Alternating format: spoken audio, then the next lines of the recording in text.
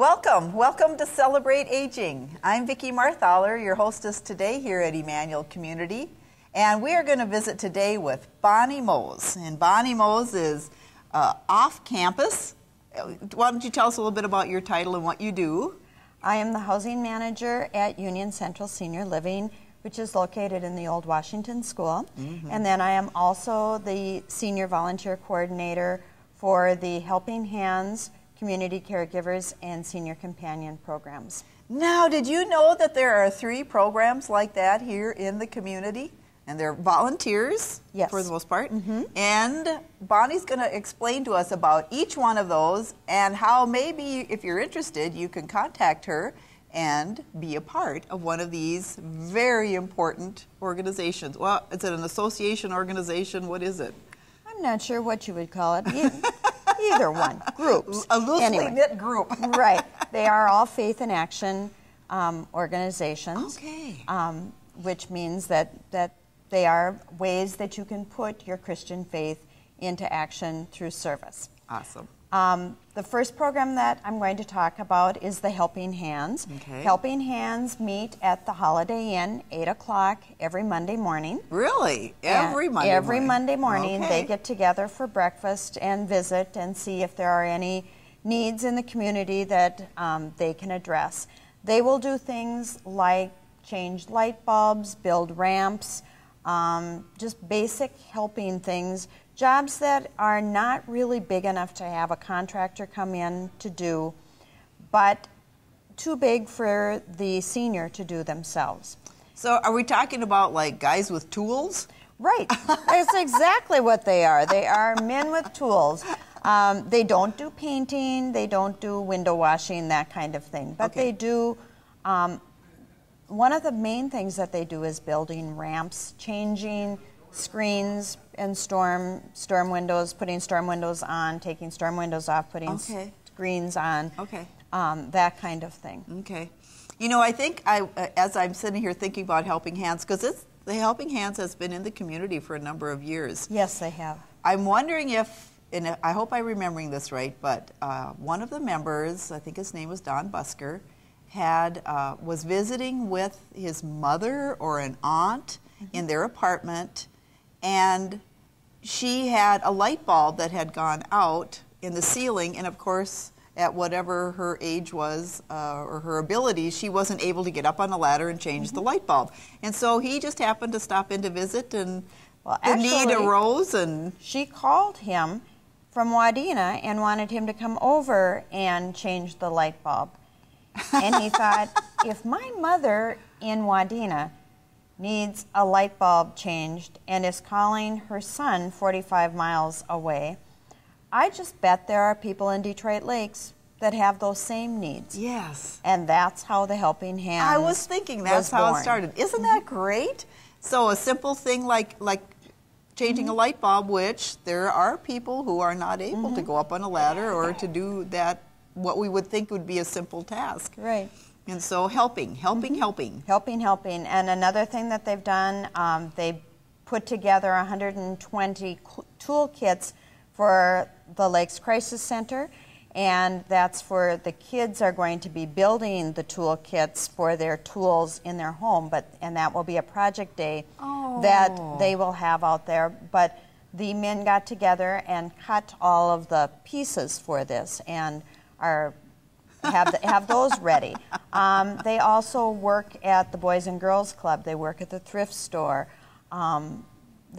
They're helping. They're helping wherever they're needed. So if you have a project or you have something that you think the Helping Hands could help with, Bonnie is the one to connect with, and so you give them some assignments or at least bring their so that they can look it over and see if it's appropriate for them. Yes. Okay, so that's Helping Hands. And then we have who? We have the Senior Companion Program. All right, and the Senior Companion Program is where we really do need volunteers right now. All right. For the Senior Companion Program, the people that are served are referred either by the hospital or the case managers at Becker County Human Services. Okay.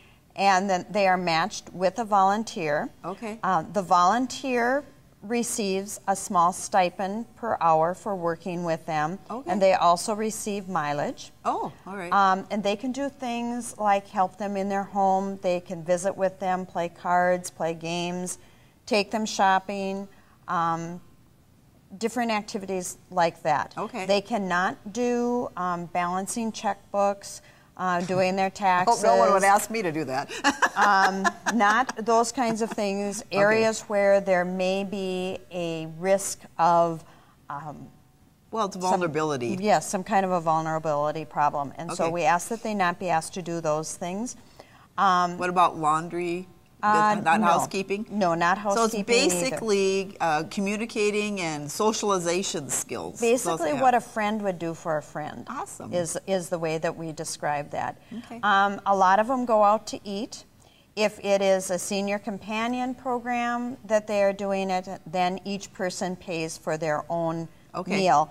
The recipient, the client, cannot pay for the Okay, so there has to be dinner. boundaries. So there there's are, clear There are boundaries. very clear boundaries that, Okay. that are made. There is also a charge for this program. If you are referred by your county case manager, then the county pays that. Otherwise, if you're not referred by the county and you're private pay, then there is a $12 per hour charge for Okay. the services. But I'm thinking, like, if my mom, who lives 60 miles away, and I know that she's alone, it would be as a daughter, I would be happy to know that someone is coming and playing Scrabble with my mom. You know, she loves to play Yes. Scrabble, or to do something so that she has a point where she's visiting with someone, she's contact with someone. Someone can look at her and think, yeah, she's doing okay, and you know, because I would think that a person, if they notice something, that they would let someone know if they look maybe unclean, or they don't look well, or if they, you know, Right. coughing or something. So you're right. Yeah. The other program that we have is called the Senior Companion Program.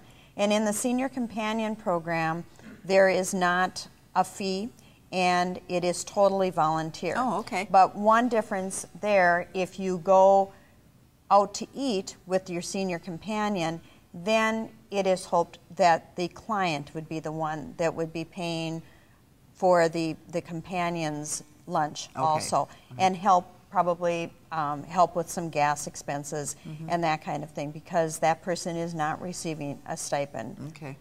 And we do need volunteers. Okay. We are desperately in need of senior companions. We have a waiting list of clients wanting to be served. And so if you are interested in being a senior companion, please give me a call, 844-4711. 844-4711. Or email me at bonniemohs@ecumen.org. Now, Mohs is M-O-H-S. Yes. That's a little different. That H is silent. Okay, so Bonnie Mohs at Ecumen, and that's ECUMEN.org. That's a wonderful way to connect. But your office is at Union Central, 307 Lake Avenue. So we've got Bonnie working with the Helping Hands, the Senior Companions, and the Community Caregivers. I think I have that right now. So if you have questions about any of those programs, she is the one to connect with. You've heard that there's a need in the community, and we certainly want, if we can, meet that need. So please check in with Bonnie. Now, is there a form they fill out? Do you have to do background checks on Yes. these? Okay. But that is no cost to the person. No, That's, no, Emmanuel covers those costs. So those are things that are just have to be met because we work with vulnerable people. But want you to know that there are opportunities here in the community for you to be a part of something wonderful. Right. Wonderful. So Bonnie Mohs at Union Central, 844 4711. 4711. We'll get it right. Well, this is Vicki here at Emmanuel 2, wishing you a great day and be a volunteer.